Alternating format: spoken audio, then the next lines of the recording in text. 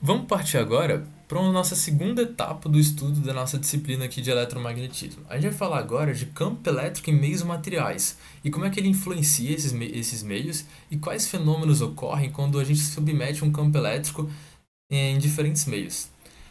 A gente vai começar com a parte bem básica desse conteúdo, que é da classificação desses materiais que a gente vai ver nessa sessão de estudo. Existem, a princípio, três tipos de materiais que a gente vai ver: condutores, isolantes e semicondutores, e aqui eu expliquei um pouco das propriedades deles, né? Primeiro, condutores, semicondutores e isolantes são categorias distintas de materiais que diferem em termos de sua capacidade de conduzir corrente elétrica. Então, condutores, por exemplo, eles têm uma grande quantidade de elétrons livres. Por eles terem uma grande quantidade de elétrons livres, é mais fácil, né, você pensar em conduzir corrente elétrica nesses condutores, já que eles têm elétrons disponíveis para estabelecer essa corrente elétrica. Eles possuem então uma alta condutividade e uma baixa resistência elétrica devido a essa alta condutividade. A gente pensar aqui nesses condutores em estrutura de banda de energia, né, a gente pensar o seguinte: esses condutores, eles possuem muitos elétrons livres, por quê?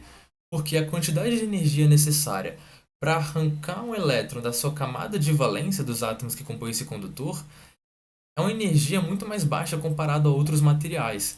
Então, a banda de energia de valência é uma banda que é muito próxima da banda de energia de elétrons livres, ou seja, eu fornecer energia para um elétron que está na camada de valência para ele ir para uma banda de energia de elétrons livres, né?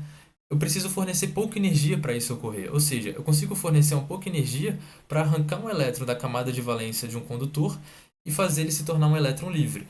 Já para um isolante, por exemplo, a energia que eu preciso fornecer para arrancar um elétron da camada de valência de um átomo de um isolante para ele se tornar um elétron livre é muito maior. O gap de energia que eu tenho entre a banda de valência, né, a banda de energia dos meus elétrons que estão na camada de valência, e a banda de energia de elétrons livres, ou seja, o nível de energia dos meus elétrons que estão em circulação como elétrons livres, essa diferença para isolantes é muito grande. Ou seja, eu preciso fornecer muita energia para tirar um elétron da camada de valência de um átomo de um isolante para ele se tornar um elétron livre.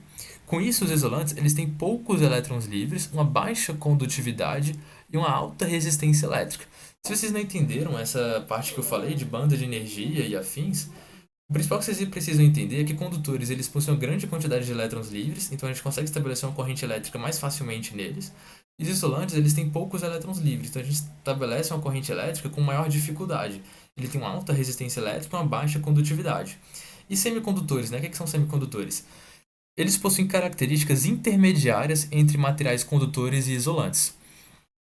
Ou seja, os condutores eles possuem uma condutividade lá na ordem de 10 a sétima, 10 a sexta. Os isolantes eles possuem uma condutividade na ordem de 10 a menos 7, 10 a menos 6, 10 a menos 4. E os semicondutores eles possuem uma condutividade mais ou menos na ordem de 1, assim. Então, assim a gente consegue estabelecer esses três tipos de materiais.